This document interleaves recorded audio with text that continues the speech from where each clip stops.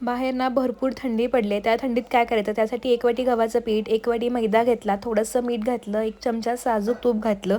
हे तूप ना संपूर्ण पिठाला चांगलं चोळून घेतलं. थोडं पाणी घालून आता चांगला घट्टसर असा गोळा मळून घ्यायचा. गोळा मळताना तो थोडा घट्ट मळायचा. झाकण ठेवून 10 मिनिटं रेस्ट करायचा. तोपर्यंत एका पॅनमध्ये मी 2 चमचे तेल घातलं. त्यामध्ये 1 चमचा जिरे घातले, 3 ते 4 लसणाच्या पाकळ्या, 5 ते 6 हिरव्या मिरच्या, 2 मिनिटं सगळं भाजून घेतलं. यामध्ये 1 वाटी मटार घातले. हे ताजे मटार आहेत. हे पण सगळे चांगले असे परतवून घ्यायचे. यामध्ये चवीनुसार मीठ आणि 1 चमचा गरम मसाला घालायचा. हे सगळं चांगलं मिक्स केलं. झाकण ठेवून 3 ते 4 मिनिटं चांगली वाफ काढून घ्यायची. चांगली वाफ आली की मस्त शिजतात. आता गॅस बंद करून वरून ना चवीनुसार मीठ घातलं. पुन्हा थोडीशी आमचूर पावडर आणि चाट मसाला घातला. हे थंड झाल्यानंतर मिक्सरमधून ओबड-दोबड असं हे वाटून घेतलं. म्हणजे आपलं आतलं जे काही स्टफिंग आहे ना, ते छान आणि चटपटीतपणे तयार झालं. हे एका बाउलमध्ये काढून घेतलं. आता जे कणिक आपण मळून ठेवली होती ती पण चांगली रेस्ट झाली. आता ह्याचे छोटे छोटे म्हणजे लिंबा एवढे ना गोळे करून घ्यायचे आणि थोडंसं गव्हाच्या पिठामध्ये बुडवून ह्याची चांगली पारी तयार करून घ्यायची.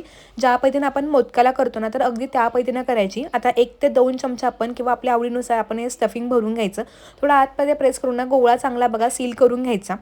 आणि थोडासा वरचं जर एक्स्ट्राची कणिक असेल तर ती पण काढून घ्यायची. त्यानंतर गोलाकार आकार देऊन थोडंसं हातानं प्रेस करून घ्यायचं. म्हणजे आपली मस्त अशी मटार कचोरी तयार होते.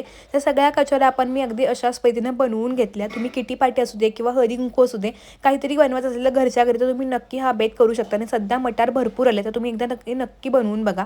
गरम तेल तापवून घेतलं. तेल गरम झाल्यानंतर गॅस मध्यम करून ह्या करून घेतलेल्या कचोऱ्या सोडल्या.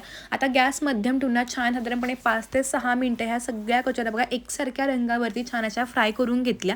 कचोरीला छान असे क्रॅक्स पडले ना की आतून मध्ये ती मस्त अशी खस्ता कचोरी तयार होते. अजिबात विकत आणण्याची गरज नाही आहे. कमी वेळामध्ये आणि कमी साहित्यामध्ये पण त्याच्यापेक्षा चांगल्या भारी चवीची मस्त अशी कचोरी तयार होते. साधारणपणे तेवढ्या पिठामध्ये माझ्या 13 ते 14 इतक्या कचोऱ्या तयार झाल्या होत्या. मी कचोऱ्या थोड्या मध्यम आकाराच्या बनवल्यात. तुम्ही मोठ्या केल्या तर थोड्याशा कमी पण बनतील. छान अशा पुदिन्याची चटणी टोमॅटो केचपसोबत सर्व करून घेतली. तर तुम्हाला माझी आजची रेसिपी कशी वाटली हे कमेंटद्वारे कळवा. आजचा व्हिडिओ आवडला असेल तर व्हिडिओ कुठून पाहताय हे पण कळवायला विसरू नका. धन्यवाद. बाय.